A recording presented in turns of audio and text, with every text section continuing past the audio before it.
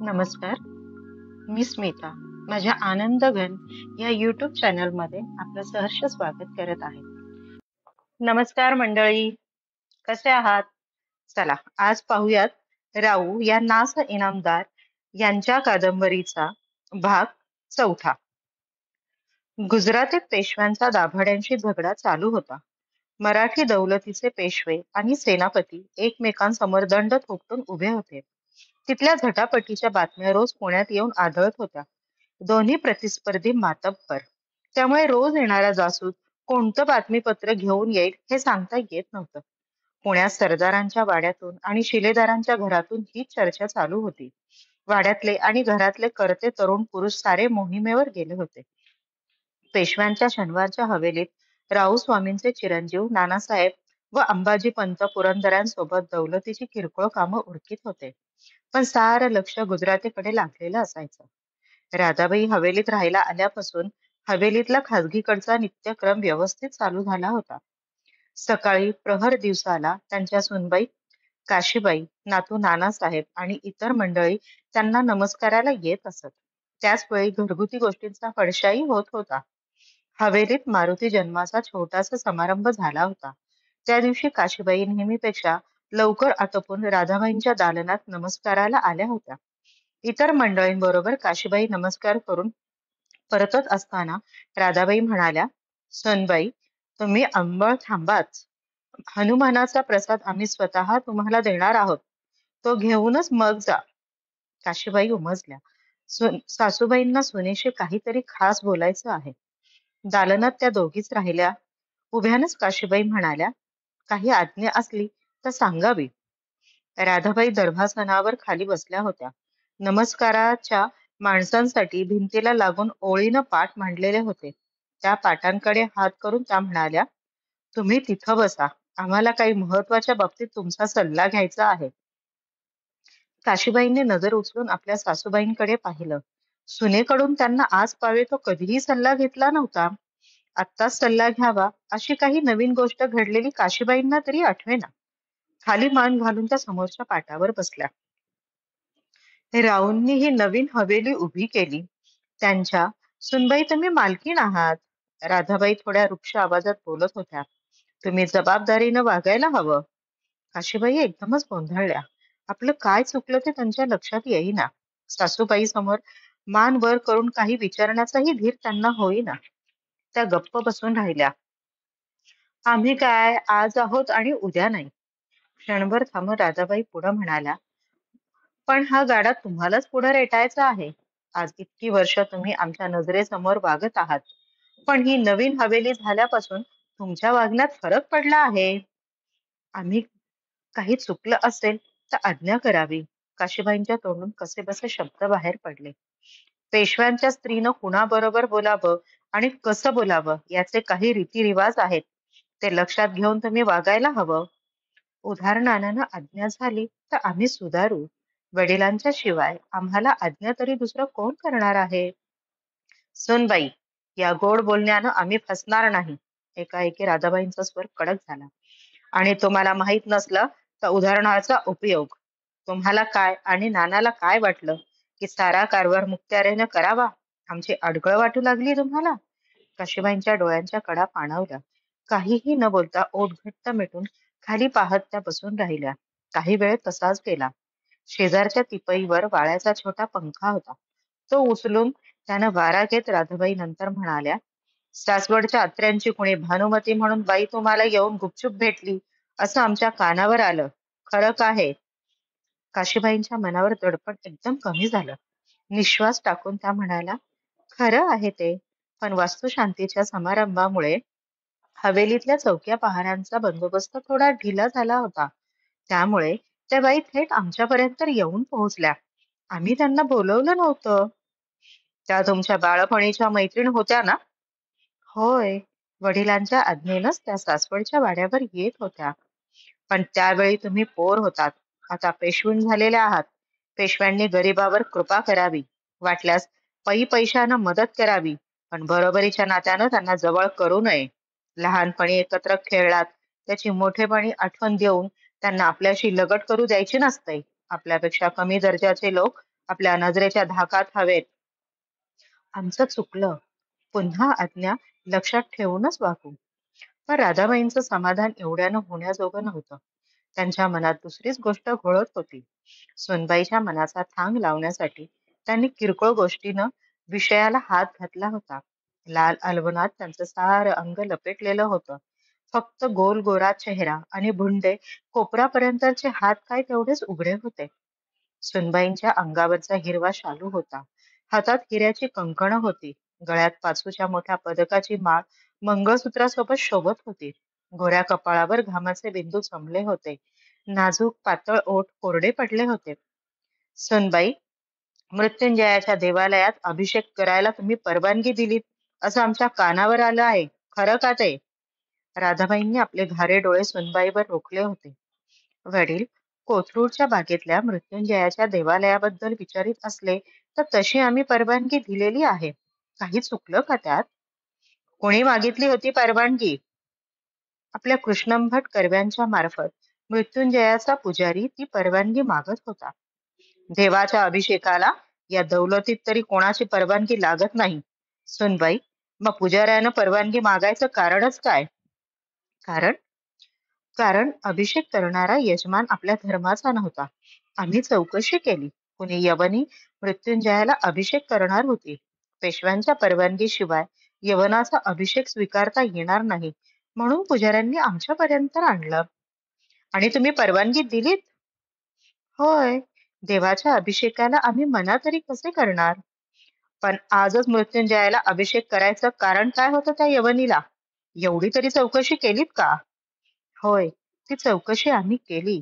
इकडून गुजरातच्या स्वारीवरून सुखरूप परत येणं व्हावं म्हणून ती बाई मृत्युंजयाला अभिषेक करणार होती. राहू सुखरूप परत यावेत म्हणून खुद्द तुम्हाला वाटत नाही? हे काय विचारणं झालं? मग तुम्ही, आम्ही एवढे इथे जिवंत असताना या यवनीनं राहून करता देवालयात अभिषेक करावा यात तुम्हाला काहीही गैर दिसलं नाही?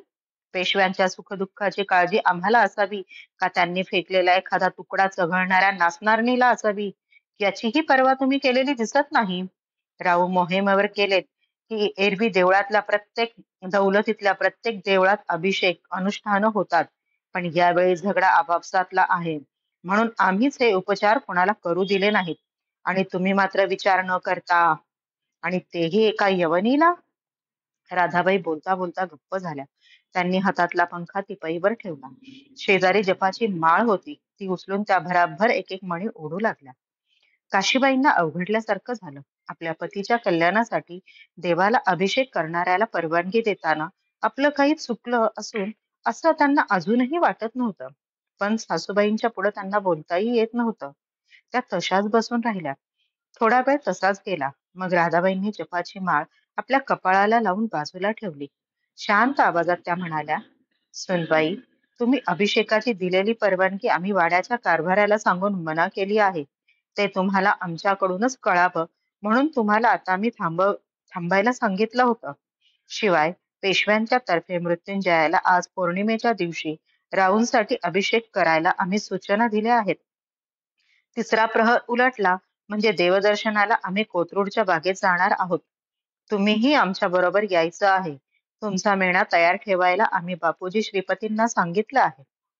राधाबाईंना पुन्हा नमस्कार करून काशीबाई आपल्या दालनात परतल्या. येसूदासी त्यांची वाट पाहत ताटकळत बसली होती. आपल्या मालकिणीला पाहताच तिनं माहिती दिली.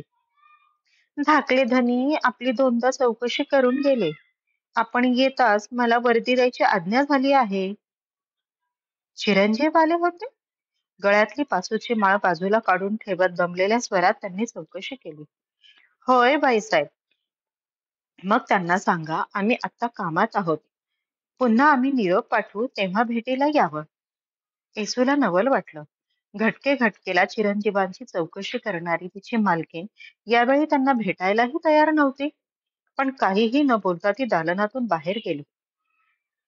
आणखीन एक काम कर, येसूला थांबवीत काशीबाई म्हणाल्या. बापूजी श्रीपतांना आमचा निरोप सांगा. म्हणावं, आमची प्रकृती तितकीशी बरी नाही. आम्ही आज कुठेही बाहेर जाणार नाही.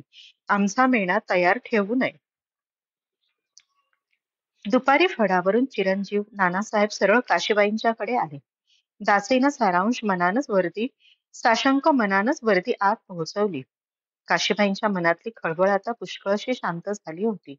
त्यांनी चिरंजीवांना भेटायला परवानगी दिली. दालनात येताच नानासाहेबांनी मातोश्रींच्या पायांना स्पर्श करून वंदन केलं. काशीबाईंनी त्यांना जवळ बसवून घेतलं. ताई, आज नव्हे ती कधी नव्हे ती आज आम्हाला दर्शनाला लवकर आज्ञा झाली नाही. आज आम्हाला अंमळ बरंच वाटत नव्हतं, म्हणून तसं झालं. चिरंजीवांची नजर टाळून मातोश्री बोलत होत्या. पण मग हे आमच्या कानावर कसं आलं नाही? नाना आश्चर्याने उद्गारले. सकाळी वैद्यराज नेहमीप्रमाणे आपली नाडी पाहूनच मग आमच्याकडे आले होते. तेही काहीच बोलले नाही. नसतील बोलले. सगळेच आजार वैद्यांना समजतात असं थोडंच आहे. पण आता मातोश्रींची प्रकृती बरी आहे ना? नसेल तर आम्ही नंतर येतो. आमचं काम काही तसं फारसं महत्वाचं नाही आहे. छे छे, तसं करायची जरुरी नाही, काशीबाई घाईघाईनं म्हणाल्या. आणि आमची प्रकृती बरी नसली तरी तुम्हाला पाहिल्यावर सारं दुखणं पळून जातं आमचं. आणि म्हणूनच आम्हाला भेटीची आज्ञा लवकर झाली नाही. ते जाऊ द्या. आपलं मन कदाचित आमच्यापेक्षा तुम्हीच अधिक जाणत असाल. आज सकाळी आमच्याकडे कोणतं काम काढलं ते अगोदर सांगावं बरं. काम होतं तसं किरकोळच, पण आमच्याकडून ते प्रथम आपल्याला समजावं म्हणून घाई करीत होतो. कोथरूडच्या बागेतील देवळात अभिषेकाची वडिलांनी दिलेली परवानगी मातोश्रीबाईंना रद्द करायला लावली. बाब तशी क्षुल्लकच, पण विनाकारण काट्याचा नायटा झाला. बरं, मग? काशीबाईंनी उत्सुकता दाखवलीच नाही. तसं विशेष काही घडलं नाही, पण एकदा दिलेली आज्ञा दुसरीकडून रद्द झाली म्हणजे सेवकांपुढे धन्याला कमीपणा येतो. असं. यापुढे आम्ही स्वतः कोणतीही आज्ञा देणार नाही. त्यामुळे सेवकांनाही अवघड वाटायला नको. तसं नाही मातोश्री. मातोश्रीबाईंनी निष्कारण फार महत्व दिले या गोष्टीला. वडिलांच्या आज्ञेबद्दल असं बोलायचं नसतं. नाना आपल्या मातोश्रींकडे पाहत होते. त्या चिरंजीवांची नजर टाळीत होत्या. आपल्या मातोश्रींच्या शब्दातील मोकळेपणा त्यांना जाणवत होता. ताई, तुम्ही हे मनापासून बोलत नाही. आमच्या मनाची कोणाला पर्वा आहे का? पण म्हणूनच आम्ही आपल्याकडे धावत आलो ना. हेच सांगायला ना, की सेवकांना अवघड पडतं. ताई, राऊस्वामींनी जाताना आम्हाला या फडावर बसवलं. तेव्हा फडावरचंही काम थोडंफार पाहिलं पाहिजे ना. मग आम्ही काय करावं अशी चिरंजीवांची आज्ञा आहे. आज्ञा? ताई, आमचं काही चुकलं तर कान धरावा, पण असं तोडून बोलू नये. मी पोर, माझी जागा आपल्या पायांशी. नाना, आम्हाला काही समजेनासं झालं आहे. तुमचा काय सल्ला आहे? मातुश्रीबाईंनी आपला मेणा तयार ठेवायची आज्ञा दिली होती. आपण अचानक दुसरी आज्ञा दिल्याचं कानावर आलं, म्हणून धावत इकडे आलो. पण आम्हाला आज कुठं बाहेर पडावंसंच वाटत नाही. लौकिकात ते ठीक दिसणार नाही. आणि शिवाय खुद्द राऊस्वामींच्या कल्याणासाठी तिथं अभिषेक होणार आहे. त्यावेळी खुद्द आपणच नाही गेलात तर? काशीबाईंच्या चेहऱ्यावर सूक्ष्म हास्य पसरलं. डोळ्यांची उघडझाप करीत त्यांनी मध्येच विचारलं, नाना, आमच्या सुनबाई कुठं असतात अलीकडे? नानासाहेबांनी चमकून मातोश्रींकडे पाहिलं. ते गोंधळले, पण लगेच त्यांची चर्या लाजेने लाल झाली. काशीबाईंची नजर टाळून ते इकडे तिकडे पाहत पुटपुटले, खाजगीकडे बापूजी श्रीपतींना खबर असेल, पण मातोश्रींना आत्ताच आठवण कशी काय आली? गोपिकेला एक विचारायचं होतं. मातोश्री, काय बोलतात ते समजलं नाही. आमच्या सुनबाईंना विचारायचं होतं की आमच्या चिरंजीवांच्या कल्याणासाठी त्या कुठं अभिषेक वगैरे करतात की नाही. ताई, नाना, आम्हा बायकांची मनं तुम्हा पुरुषांना कधीच समजायची नाहीत का रे? जी गोष्ट मनाच्या खोल कप्प्यात आम्ही जपून ठेवतो, त्याचं क्षणाक्षणाला उघड्यावर प्रदर्शन करायची जरुरी असते का? इकडच्या स्वारींच्या कल्याणाशिवाय आम्ही एक श्वास सुद्धा घेत नाही. मनोमन सारखी तीच पूजा असते. लौकिकासाठी काही करावं असं वाटतच नाही. पण हे तुम्हाला सांगून काय उपयोग? तुम्ही हवाला देणार फडावरच्या रेवाजाचा. ठीक आहे. सासूबाईंच्या आज्ञेबाहेर आम्ही नाही. सांगा आमचा मेणा तयार ठेवायला. ताई, ताई, आम्हाला कोण आनंद झाला. तुम्ही सहजासहजी आपला विचार बदललात असं आम्हाला वाटलंच नव्हतं. नाना, आम्हाला दोन्हीकडे पाहावं लागतं. आम्ही एकाच वेळी सून आहोत आणि सासूही आहोत ना. आमचाच धडा आमच्या सुनबाईंनीही गिरवतील. त्यांची काळजी सासू म्हणून आम्हालाच घेतली पाहिजे ना. बराच वेळ मातोश्रींची सुखदुःखांच्या गोष्टी करून नानासाहेब त्यांच्या दालनातून बाहेर पडले. बाहेर सेवकांचा मुजरा घेताना त्यांच्या ओठावर हसू होते. उगीचच. तर मंडळी, कसा वाटला आजचा भाग तुम्हाला? तुम्हाला जर हा भाग आवडला असेल तर लाईक, शेअर आणि सबस्क्राईब करायला विसरू नका. धन्यवाद.